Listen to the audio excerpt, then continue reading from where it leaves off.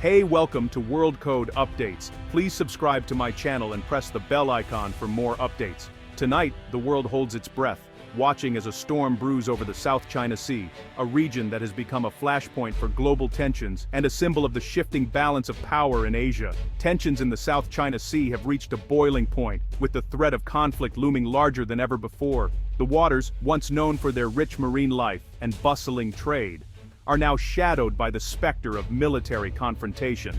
Just hours ago, a U.S. destroyer, the USS John Finn, found itself in a dangerously close encounter with a Chinese warship near a contested reef. The two vessels came within a hair's breadth of disaster, their crews bracing for the worst as they navigated treacherous waters. Sirens blared and alarms sounded as these naval giants engaged in a high-stakes dance of intimidation, each side unwilling to back down. The world watched as the situation teetered on the edge of catastrophe. This is the new reality in one of the world's most critical waterways. The South China Sea is not just a strategic military zone, it's a vital artery for global commerce, with trillions of dollars in trade passing through its waters every year. Philippine President Ferdinand Marcos Jr. has issued a stark warning: any war over Taiwan would directly involve the Philippines. His words have sent shockwaves through diplomatic circles, highlighting just how interconnected the region's security has become. The standoff is no longer about fishing rights or remote islands. It has escalated into a test of wills between two superpowers, China and the United States, while smaller nations like the Philippines, Vietnam, and Malaysia find themselves caught in the crossfire, their futures hanging in the balance. China claims nearly the entire South China Sea, building militarized islands and deploying a formidable fleet to enforce its position. These artificial outposts bristle with radar, missiles, and airstrips, transforming the seascape into a fortress. The Philippines, backed by its U.S. alliance, is pushing back harder than ever. Joint military exercises and increased patrols signal a new era of resistance, as Manila asserts its sovereignty and seeks to deter further aggression. The recent close call between American and Chinese destroyers is a chilling reminder of how quickly a single miscalculation could spiral into open conflict, drawing in nations from across the region and beyond. Every patrol, every military exercise is now fraught with peril. The risk of accidental clashes or deliberate provocations has never been higher, keeping military planners and diplomats on constant alert. The world is watching, anxiously waiting to see if diplomacy can pull these powers back from the brink. As leaders scramble to find common ground, the fate of the South China Sea, and perhaps the peace of the entire region, hangs in the balance. At the heart of this standoff lies Scarborough Shoal, a small triangular chain of reefs within the Philippines' exclusive economic zone.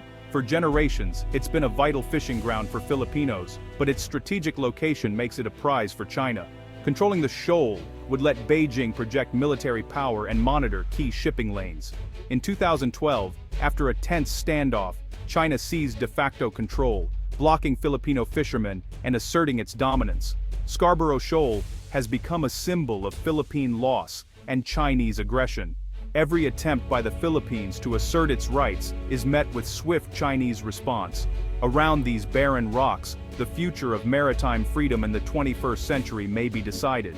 Confrontations in these waters have grown increasingly brazen. China's Coast Guard uses high-pressure water cannons against smaller Philippine ships, turning routine missions into dangerous ordeals. The Second Thomas Shoal, where Filipino Marines are stationed on the BRP Sierra Madre, is a frequent flashpoint. Resupplying these Marines means running a gauntlet of Chinese vessels determined to block them. Chinese ships cut off Philippine vessels, form blockades, and use maritime militia to enforce Beijing's will. These civilian vessels operate with military precision, blurring the line between peace and conflict. The Philippines documents and publicizes these incidents, exposing China's campaign of coercion. Each encounter raises the risk of deadly miscalculation. The world wonders, how long before one of these standoffs turns into open conflict? The stakes are rising with every confrontation. The United States has responded with force and clarity, making its intentions unmistakably clear to both allies and rivals. In the face of rising tensions, Washington has chosen to project strength, sending a message that it will not back down from its commitments in the region. The 1951 Mutual Defense Treaty with the Philippines, a cornerstone of regional security, now explicitly covers the South China Sea. This update leaves no ambiguity. Any attack on Philippine forces in these contested waters will be treated as an attack on the United States itself. Top U.S. officials have gone on record, declaring that an armed attack on Philippine forces or vessels will trigger American defense commitments. Their statements are not just diplomatic gestures, they are binding promises, backed by the full weight of U.S. military power. In response, the U.S. Navy presence has surged. Warships now conduct more frequent and assertive freedom of navigation operations, directly challenging China's sweeping territorial claims and reinforcing the principle of open seas. The arrival of the USS Ronald Reagan Carrier Strike Group is a dramatic escalation. With its formidable array of fighter jets and escort ships, the Reagan's presence signals that the U.S. is prepared to back its words with decisive action if necessary. This powerful show of force is designed to deter China from further aggression and to reassure U.S. allies that they are not alone. It's a visible commitment to maintaining peace and stability in these volatile waters. However, with American and Chinese warships now operating in such close quarters, the risk of a dangerous incident is higher than ever. The margin for error is shrinking as tensions mount. The recent near miss between the USS John Finn and a Chinese warship serves as a stark warning. Just a few seconds or a single miscalculation could have led to disaster, highlighting how quickly the situation could spiral out of control.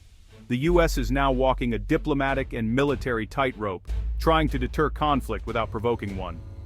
Every decision, every maneuver, is weighed with the utmost caution. Each movement at sea is a delicate balancing act, requiring precision and nerves of steel from every sailor and officer involved. In these tense moments, the margin for error is razor thin. The world watches, hoping that skill and restraint will prevail over miscalculation and escalation. The South China Sea is the world's most critical commercial artery. 1/3 of global maritime trade passes through these waters. A conflict here would shatter supply chains and send economic shockwaves worldwide. The principle of freedom of navigation underpins the global economy. China's attempts to control the sea threaten this principle and set a dangerous precedent. The credibility of U.S. alliances in Asia is on the line. If Washington fails to support the Philippines, allies may question American security guarantees. The struggle here is about the future of global governance, rules versus raw power. The outcome will shape the world for decades to come. At its core, this conflict is a test of international law. The United Nations Convention on the Law of the Sea, or UNCLOS, sets the rules for maritime rights. In 2016, an international tribunal ruled in favor of the Philippines, invalidating China's sweeping claims. China rejected the ruling and doubled down on its activities, undermining the legal order. If a major power can ignore binding decisions, the entire system is at risk. The standoff is now about defending a rules-based order, not just territory. The Philippines, backed by allies, insists the arbitral award must guide any resolution. This is a fight for a world where rules matter, not just might. The outcome will determine if international law remains meaningful.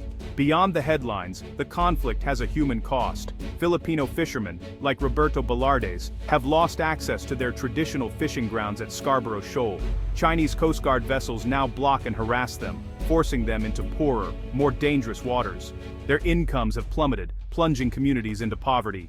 The struggle of these fishermen is a powerful symbol of what's at stake for ordinary people. Their courage and hardship have become a rallying cry for the nation. This is not just a fight over maps, it's a fight for dignity and survival. President Marcos Jr. has dramatically shifted the Philippines' foreign policy, moving away from years of cautious engagement and outright accommodation with Beijing.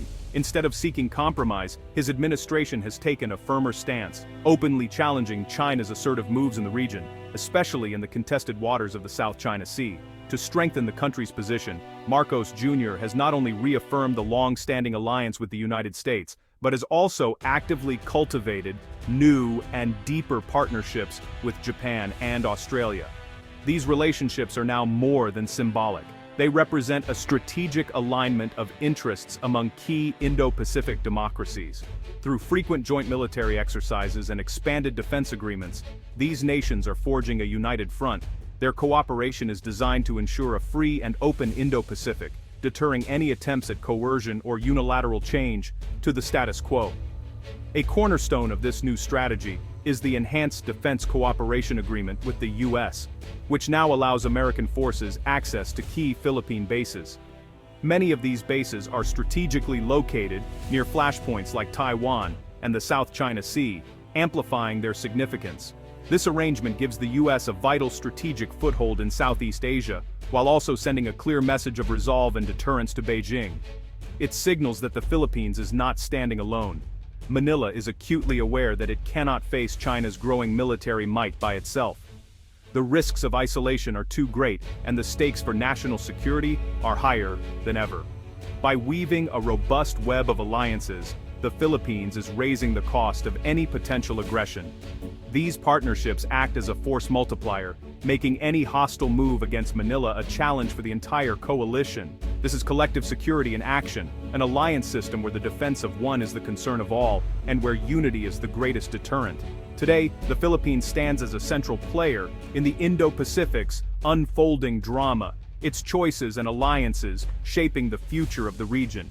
With its proactive and assertive stance, Manila is helping to reshape the region's balance of power, making it clear that the era of passivity is over. The message to Beijing is unmistakable. Any attack on the Philippines will trigger a regional response, with consequences that extend far beyond its shores. The South China Sea is a tinderbox. One spark could ignite a major conflict. Heightened nationalism, military posturing, and overlapping alliances make the risk of escalation dangerously high. Joint exercises increase deterrence but also the chance of accidents. Recent close encounters between US and Chinese warships show how quickly things can go wrong. The Philippines' proximity to Taiwan means any conflict there could spill over, drawing in the US and China. The world is watching, hoping leaders can find an off-ramp before disaster strikes. Diplomacy and open communication are more vital than ever. The stakes are nothing less than peace in the Indo-Pacific and the world. Every day the region teeters on the edge, hoping today is not the day the guns begin to fire.